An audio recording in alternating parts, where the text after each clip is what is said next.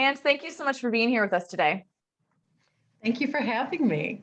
It's Of nice to course. meet you, even though we're Yeah, not really doing this live, but this I is the way know we do things now. it's the Zoom meeting, I guess. We're going to take it as a real in-person meeting is, I guess, the same effect. So Right. tell us a little bit about yourself, who you are, what you do, and what you write about. Well, I've only written one book. I wouldn't necessarily consider myself a writer per se. I'm an attorney by trade. That's why you have those degrees behind me. and I'm a mediator. And then what I've done is I really call myself a conflict resolution professional. Depending on the stage of the dispute or conflict that people are experiencing, I provide a variety of tools to help them break through it. So I have started doing some coaching with clients because I recognize the mediation skills are kind of like group coaching, but then one-on-one coaching is sometimes all we can get to if you don't have all the parties interested in mediating a conflict. Mm-hmm. What made you take the leap from that type of work to writing a book? I had wanted to write a book, to be perfectly honest, since I was a little girl. I used to do the Young Authors Awards and things like that, but never really had the inspiration, right? I wasn't sure what my voice was, what I wanted to contribute to the world. And then I had the third ear conflict resolution concept, and I presented it at a conference back in like 2006 and thought, wow, that got pretty good reception. I should think about putting it in a format that more people can have it. But you get busy. And I know you're a busy person, so you understand this. And you think, oh, I'll do it someday. I'll do it someday and someday and someday. And then I was on my way home from a workshop where, learning to build my skills a little bit more in conflict resolution. The irony of this is not lost on me. I was violently assaulted on my way home from that.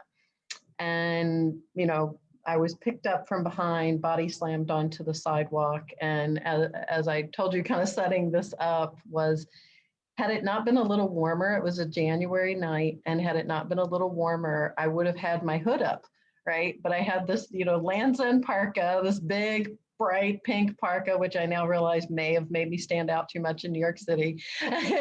But had I not had the hood down when my head hit the sidewalk, my head injury might have been a lot worse. So at that point, I was inspired to get this out of me because I knew it could have been lost that night.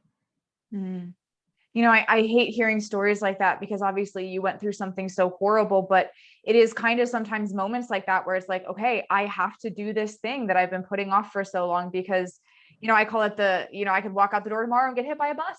It could happen. It's probably not going to happen, but it could happen. And so, And let's hope it doesn't. right. I don't want to get hit by a bus tomorrow. That would not be in my weekend plans, but it's things like that where it does kind of give you that motivation. Now, you mentioned earlier that you had some troubles finding your voice, right? You didn't know what you wanted that to sound like. How did you kind of work through that to really put your personality and your story into your work? I did hire a book coach. So I'm in the third edition of the book at this point, and so I've hired the book coach in part because I needed help. As you know, and your clients probably know, that you have the inspiration, and just like anything, you lose the inspiration, and it's a lot more work than you think it's going to be. It's like losing weight or running a marathon, right? It's that daily grind that it loses its luster at times. And I lost my voice also because I was writing it while going through the post-traumatic stress disorder therapy, as well as the recovery from the physical injuries and trying to still run my law practice, right? So here I am trying to do all these things and keep my relationships going, and a lot of, life just going on in the interim. Very similar to what people have been dealing with for the past year and a half, right? And so I knew I needed some sort of help, and going to somebody that had more experience, well, for me, I had no experience. So any experience at all was good. And I went to her just to get an idea of how to even put the book together in a format that was digestible, because again, I just wasn't in the best frame of mind. I could do the things that I needed to do on a daily basis that I was skilled at, but taking on something entirely new without any guidance was not going to get that book written. Mm-hmm. Mm-hmm. And I But commend I you hope for I that. I answered mean, your question. oh, you did. Absolutely. Yeah. Yeah. Yeah, for sure. I was just saying, I commend you for doing that because I know firsthand how difficult it is working through different trauma therapies and all of the things that are coming up for that. I honestly can't imagine trying to write a book at the same time. So props to you for that. With that book coach that you were working with, what, one, two, maybe three things did she tell you or teach you that made the biggest impact on your writing journey? It's almost comical because that's why I'm laughing. She told me for one, don't use the title I wanted. Right? There were a lot of these experiences of nope, don't do it like that. Nope, don't do it like that. So I think that was the other reason, finding my voice and also needing some sort of affirmation that I wasn't always getting while writing the book. It was an interesting dynamic, but she definitely helped me structure it. And I think that was part of it, is recognizing that my process is about getting things done. And because I'm a lawyer, I tend to function in a way that's like goes to the process and the procedure. And I needed to be able to also tell the story. So there's this balance of the two. And I ended up with this really interesting hybrid of a workbook and some narrative, right? And so I don't think I would have come up with that on my own. Mm-hmm. Mm-hmm. It Did you might end have up just been putting, blah on the paper. yeah, absolutely. Did you end up putting much of your personal story into the book? And if so, was that difficult for you, putting that out into the world? Yes, I did. You could tell by my have to take a deep breath on that, is I did put a lot of my own story in it. And I used the case studies from my clients, and it was difficult, but I also found it very therapeutic. It was part of my journey. That very first edition of the book was part of my recovery in a lot of ways. And I also can look at how it was all coming together, and being in the counselor's office. I went to the Crime Victims Treatment Center afterwards, and listing all of these crimes I had been a victim of and recovered from that I had not really thought of as crimes, right? And that was another thing that made this a little bit more difficult, was I was dredging up things from my past that I had coped with. I won't say I had healed from yet. Mm-hmm. And again, I know who I'm talking to, so I know you understand what I'm saying with Yes. this. And although it can be very freeing to write, it can also be very painful. So there were a lot of starts and stops during the process. Another reason having the coach was crucial to getting that Mm-hmm. book out. And Mm-hmm. then you do a few revisions over time and new additions and add to it.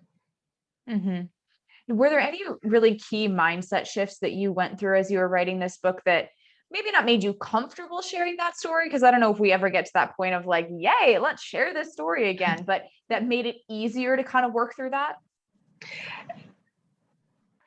I think once we put the exercises in the chapters, and I started to see how it had the potential to help people more, it made it easier for me to push through my own pain around it, and to recognize that, look, this is a tough book to read. And I haven't read yours yet. I will be reading it, but I'm guessing yours is a tough read too at times. But I also think that's part of the design of my book, and probably yours too, right? Is you have to go through it. You have to have something to help you move through it. Otherwise, you hold it in. I held in so much of mine when I was younger that I ended up trying to kill myself when I was about 19 or 20. And it just got so overwhelming for me, and I didn't see a way out.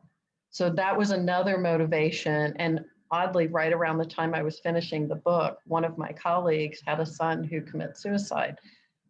So although it was painful, I had this connection to people who were also going through trauma.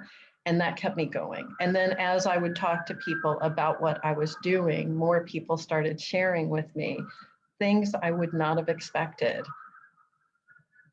Mhm. I can definitely resonate with that. When I'm, sharing my book or when I'm on stage speaking, you have those conversations with people afterwards where they maybe message you on social media or they come up to you after the presentation and they have that connection with you because they can see part of their story in the story that you shared or in the book that you wrote. And I think there's beauty in that. I think there's healing and power and strength in that, but it also takes a certain type of person, a certain type of writer to be able to hold that space, because it's not holding space for your friend or your family member that you know intimately and that you see all the time. It's holding space for mass populations of people that you don't know, but that are looking up to you as this light in the dark kind of, and carrying them through that. And so I think that it takes a special kind of person to do that type of work. And I'm glad that you were able to find a way to become that and to share your story with the world. Thank you, and I'm glad that you're there too. And now I have somebody sharing this journey with me. So I've connected with you, and I think that's another part of it is recognizing that we're not alone, and that there are these safe spaces. And I know that can be a trigger word for people in a lot of different ways these days because of the way it gets blown up in media. But really, what we all need is just some place to go where we can release in a safe way. And that's so again, we don't bottle up those emotions because we're going to have them. And that's a lot of what I talk about in my book is we're always going to have these responses to things. And they may not be the ones we want, but they're the ones we have. So you can either deny them and shove them down and have them come out in some unhealthy way, or you can just let them be like something that passes through you, like air and food and water, right? Just take in what works for you and then release it. Absolutely. Nance, I could talk to you for hours about this topic, but we are going to keep it short here. So thank you so much for sharing, your vulnerability and your authenticity and your expertise with us today. Thank you.